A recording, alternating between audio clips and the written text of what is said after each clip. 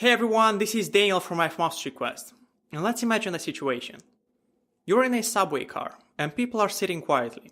Some reading their newspapers, some lost in thought, while others are resting with their eyes closed. In other words, it is a calm, peaceful scene.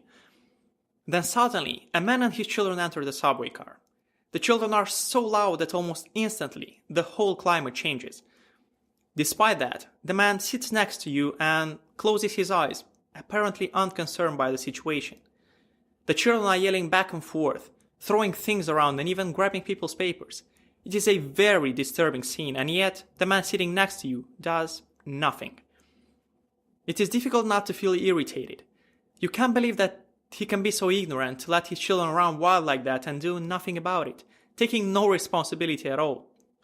In fact, it is easy to see that everyone else on the subway is feeling irritated too. So, finally, with what feels like an unusual patience and restraint, you turn to him and say, "Sir, your children are really disturbing a lot of people. I wonder if you couldn't control them a little more."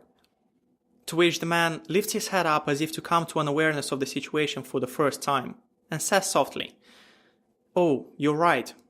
I guess I should do something about it. You see, we just came from the hospital where their mother died about an hour ago. I don't know what to think, and I guess they don't know how to handle it either." Now, let's pause here for a moment and try to imagine how would you feel in that situation. You'd probably start to see things differently, feel differently, and your attitude towards this man will probably shift dramatically, right? Those feelings of irritation will probably turn into feelings of empathy and compassion because now your heart is filled with this man's pain. You may even ask him questions like, "Can you tell me more about it? Is there anything I can do to help?" In other words, everything changed in an instant. And the late Stephen Covey calls this experience a paradigm shift. And in fact, this is a real experience that happened to him, which he retells in his remarkable book, The 7 Habits of Highly Effective People. And I decided to share this story with you because I believe we can all relate to it. Isn't that true? And even though Stephen Covey used this story to demonstrate the power of a paradigm shift, I want to go to the core of it and really talk about how we can bring humanity back into our lives. You see, I believe that so many times we make the mistake of judging others too quickly. And that's no wonder because in social psychology, there's a powerful cognitive bias called the fundamental attribution error. And this bias basically says that we tend to judge the person for their behavior, not the context or the situation that may have influenced that behavior. For example, if someone cuts you off in traffic, you almost immediately say that he's a jerk. Or a friend didn't return your call and you think to yourself, what an asshole. Or someone has been rude to you or someone you care about ignored you.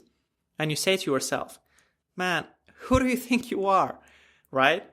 In other words, you blame the person, their character or their personality, but you fail to take into account the situational factors that may have led to that behavior.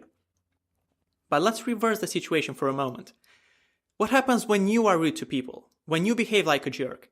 When you cut someone off in traffic? When you don't return the calls? When you have a really bad day or when you have a bad mood? What happens then? You probably say things like, "Oh, you don't understand what I'm going through." Or, "Leave me alone, I'm in a really bad mood." Or, "I really had a bad day today." Or even worse, "How dare you judge me if you don't know what happened to me?" And there it is. In other words, when the same stuff happens to us, we always have a good reason to explain our behavior. But guess what? So do others.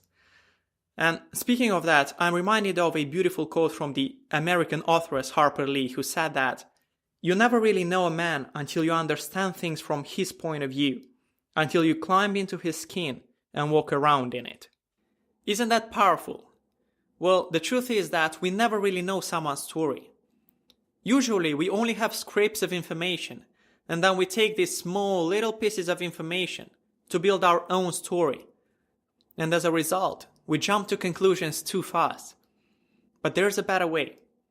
Whenever you feel the pressure rising, instead of jumping to conclusions and judging the person immediately, try to take a step back and ask yourself, I wonder what happened that led to this behavior. What if there's something that I don't know about in this situation? Because frankly, maybe the man is just rushing to the hospital because his wife in the backseat is about to give birth to a child. Maybe they're about to miss the plane. Maybe they're just going through some tough times. Maybe they're just having a bad day, or maybe they're in a bad mood. There are literally endless possibilities, but how many times do we take that into account? And look, I know that I'm preaching to the choir. I know that you already know this stuff. But we also know that what's common sense is not that common anymore, is it? I guess what I'm trying to suggest is that there's already enough hatred, anger, and envy in the world right now. We don't need more negativity to fill our minds, hearts, and souls with, do we? And by the way, I'm not talking about positive thinking here. For goodness sake, there are too many motivational gurus out there who try to trick you into believing that we're living in some la-la land, where everyone is positive and unicorns are flying around. No, forget all that. You and I both know that that's not how life works out. We do have bad days. We do have our fair share of challenges and hardships. We do have ups and downs. We all go through the same life experiences. That's the reality of life. And once you recognize that and are aware of that, my invitation is this. Let's be human again. And I use the word again intentionally because, frankly, it feels like we've lost this ability nowadays. This is a lesson whose time has come, and I believe that we need to remind ourselves of this message today more than ever before. Let's be more empathetic and compassionate to each other. Let's listen more to each other. Let's help each other out. Let's detach ourselves from this constant need to prove that we are right and others are wrong, that we are good and others are bad. Please remember that there is really no such thing as right or wrong, good or bad. It's your thinking that makes it so. And I'm not saying that it's going to be easy, but I do believe that it's going to be worth it. So please, let go of the need to put others in their place and try to put yourself in their place. Ultimately, that's the path to humanity, joy, peace, and love. Take care.